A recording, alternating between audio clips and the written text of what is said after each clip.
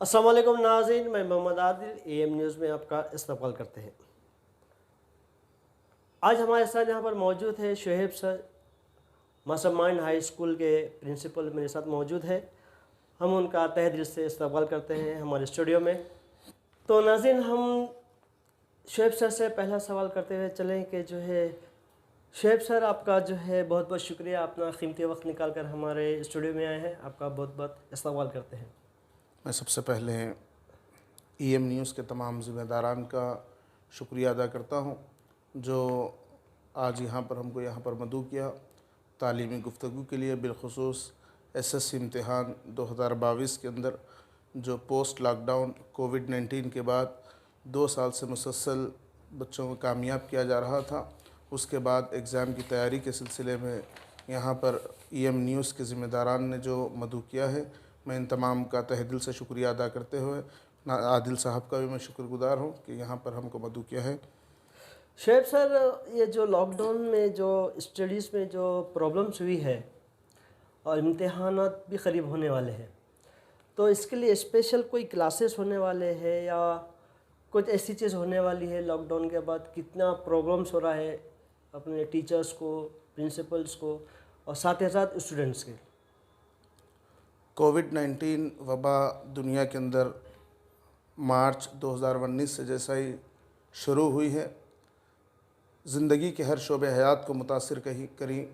उसी जानिब तालीमी इदारेजात मासूम तलबा व तालिबात की तालीमी नहीं बल्कि यूनिवर्सिटी लेवल तक डिग्री, ग्रेजुएट, पोस्ट ग्रेजुएट की तालीम भी मुतासिर रही है।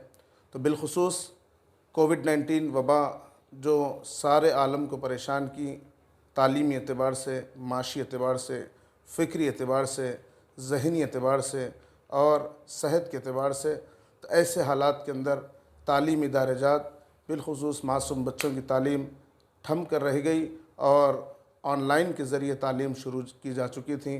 तो इन हालात के अंदर तालीम का हासिल करना तलबा व तालिबात के लिए मुश्किल था। वहीं स्कूल के ज़िम्मेदारान के लिए, असातिज़ा के लिए ये भी दुश्वारी थी कि ज़िंदगी में पहली मरतबा वर्चुअल क्लासेस या ऑनलाइन क्लासेस का इनेकाद करना। अल्हम्दुलिल्लाह अल्लाह का करम और तमाम के साथ था, बिलखुसूस सरपरस्तों का, तलबा व तालिबात के माँ बाप का, कि इन हालात के बावजूद भी तमाम तालीमी इदारेजात बड़ी ही कामयाबी के साथ ऑनलाइन क्लासेस चलाए हैं। चूँकि कोविड वबा का तीसरा वेव ख़त्म होने के बाद दोबारा 1 सितंबर से जो तालीमी इदारेजात का आगाज़ हुआ है, तो वहीं हुकूमत तेलंगाना महकमा तालीम ने भी अपना तालीमी कैलेंडर को जारी किया, जिसके अंदर मई 11 से पहले एसएससी इम्तिहानात का शेड्यूल जारी किया जा चुका था, जिसके अंदर 2 एग्ज़ाम्स यानी फॉर्मेटिव असेसमेंट के 2 इम्तिहानात और सबमिटिव असेसमेंट के 2 इम्तिहानात के साथ तालीमी शेड्यूल को जारी किया गया था और 11 मई से एसएससी के इम्तिहानात मुनक़िद किए गए थे। उसके बाद आईआईटी के शेड्यूल में क्लैश होने की वजह से इंटरमीडिएट के और एसएससी के इम्तिहानात दोबारा पोस्टपोन किए गए और अब जो एसएससी के 2022 के इम्तिहानात होंगे वो 23 मई 2022 से एसएससी के इम्तिहानात का आगाज़ दोबारा अमल में लाया जाएगा। तो यकीनन ये कोविड के बाद पहला इम्तिहान होगा जो 2 साल के बाद ये एसएससी के तलबा और इंटर के तलबा इम्तिहान की तरफ राग़िब होंगे। जी, तो सर ये बताइए कि जो है पेपर पैटर्न का क्या रहेगा उलझन? इस साल जिस तरीक़े से हम तमाम वाकिफ़ हैं, कोविड की या कोरोना वायरस की वबा की वजह से तालीमी इदारेजात तकरीबन 18 महीने तक बंद थे। 18 महीनों के बाद दोबारा बाकायदा कमरा जमात के अंदर, क्लासरूम के अंदर तालीम का आगाज़ अमल में लाया। तो वहीं हर साल जून से तालीमी साल का आगाज़ अमल में लाया जाने वाला था या जा सकता था, लेकिन इस साल सितंबर से तालीमी निज़ाम शुरू हुआ। फिर दोबारा कोरोना वायरस की तीसरी लहर की वजह से जनवरी में जो संक्रांति हॉलीडेज़ थी उसको हुकूमत ने तौसी की और दोबारा फरवरी 1 से तालीम का बाकायदा आगाज़ अमल में लाया जा चुका था। इसी को मद्देनज़र रखते हुए हुकूमत तेलंगाना मुअज़्ज़ज़ वज़ीर आला के चंद्रशेखर राव साहब और एजुकेशन मिनिस्टर सबिता इंद्रा रेड्डी साहिबा ने बड़ा ही अहम फ़ैसला लेते हुए एसएससी के जो पेपर्स 11 पेपर्स हुआ करते थे, लेकिन इस साल हुकूमत तेलंगाना ने तलबा और तालिबात के लिए आसानी के लिए 6 पेपर का इनेकाद करने का फ़ैसला किया।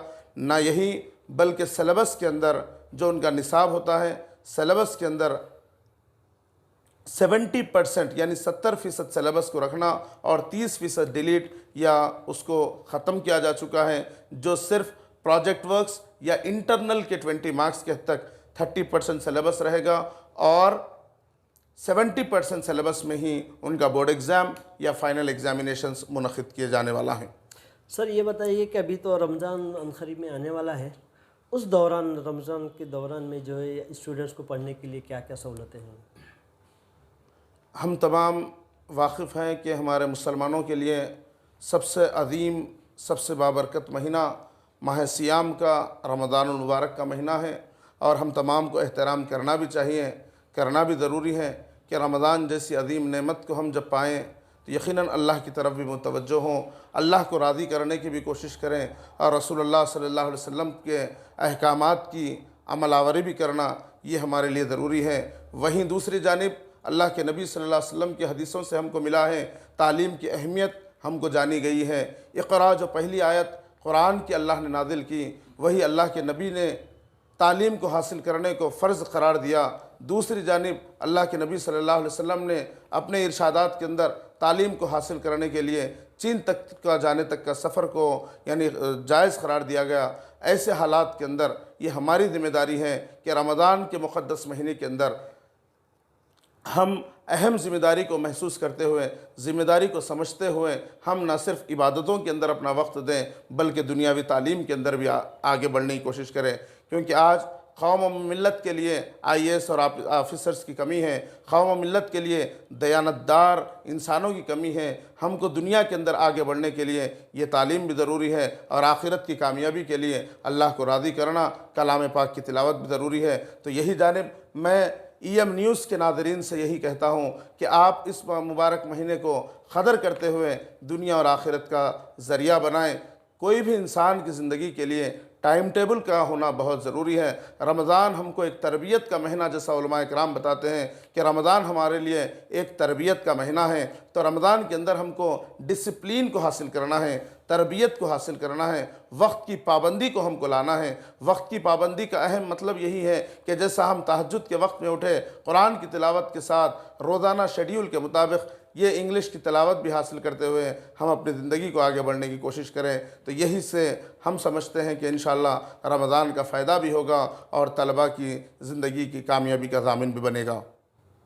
मैं मास्टरमाइंड के प्रिंसिपल से और एक सवाल करता हुआ चलूँ। शोएब सर, अभी जो ऑनलाइन क्लासेस, ऑफलाइन क्लासेस का जो सिलसिला चलते आ रहा था, अभी कितने परसेंटेज ऑनलाइन है, कितने परसेंटेज ऑफलाइन है तकरीबन स्कूलों में देखा जा रहा है? ये अल्हम्दुलिल्लाह WHO आलमी सेहत के इदारे की जानिब से आज भी कोरोना वायरस के गाइडलाइंस को जारी रखने के लिए अहकाम जारी किए जा चुके हैं। न सिर्फ बल्कि हुकूमत तेलंगाना, हुकूमत हिंद ने आज भी कोरोना वायरस की जो पाबंदियां थीं वो भी बरक़रार हैं। तो लिहाजा सबसे अहम ऑनलाइन और ऑफ़लाइन के लिए अहम मरहला यही है कि कई सारे सरपरस्त हज़रात, कई सारे तालीम याफ्ता और गैर तालीम याफ्ता सरपरस्त साहिबीन का यही है कि मासूम बच्चों को जो तीसरी लहर के अंदर ज़्यादा मुतासिर की जा चुकी है और ख़दशा ज़ाहिर किया जा रहा है कि चौथी लहर का सामना भी दुनिया को करना पड़े। तो इन हालात को मद्देनज़र रखते हुए आज भी 80% ऐसे पेरेंट्स, ऐसे सरपरस्त हैं जो बच्चों को स्कूल मजबूरी की खातिर रवाना कर रहे हैं। सीनों के अंदर दर्द है कोरोना का और जिगर के अंदर खौफ है तालीम का। ये तालीम को हुकूमत ने ऑनलाइन बंद करने का ऐलान किया है, तो इसी को खौफ में रखते हुए, तालीम की फ़िक्र करते हुए आज रवाना कर रहे हैं। लेकिन कई सारे ऐसे सरपरस्त हैं जो आज भी अगर हुकूमत ऑनलाइन की अगर इजाज़त दे तो वो ऑनलाइन लेने के लिए तैयार हैं। तो इसी जानिब मैं मजमूई तौर पर आपको ये बात कहूँ कि हुकूमत ने अगर ऑनलाइन का अगर फ़ैसला करते हैं तो आज भी 80% ऐसे सरपरस्त हैं जो ऑनलाइन के लिए आते हैं, जो 20% जो सरपरस्त है वो ऑफ़लाइन के लिए हैं।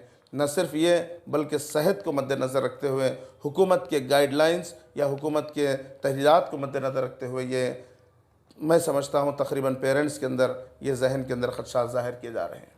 और एक और सवाल है कि जो है शोएब सर, इस फीस के ऊपर तकरार ज़्यादा होती है पेरेंट्स में और प्रिंसिपल, उसका बारे में क्या कहना है आपका? यानी फ़ीस की अगर हम बात करेंगे तो अच्छे तालीम को हासिल करने के लिए अच्छा अखराजात का ये लाना लाजमी होता है। क्योंकि जो कुछ ऐसे भी ख़ानदान हैं कि जो है मुस्तहिक़ नहीं होते, कम तबके के होते हैं, वो लोग कहाँ से अफोर्ड कर सकेंगे?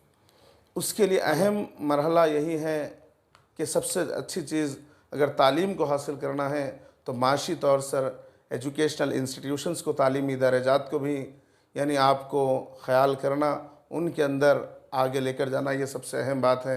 क्योंकि सरपरस्त अगर तालीमी इदारेजात का ताउन करेंगे फ़ीज़ों की शक्ल में ताकि तालीमी इदारेजात भी असातिज़ा का ख्याल कर सकेंगे, असातिज़ा को सैलरीज या तनख्वाहें दे सकेंगे। अगर सरपरस्त के अंदर ये ख़दशात अगर ज़ाहिर होंगे तो यकीनन दूसरे असातिज़ा भी जो कोविड के लिए मुतासिर हुए थे वो इस दौरान में मुतासिर हो सकेंगे।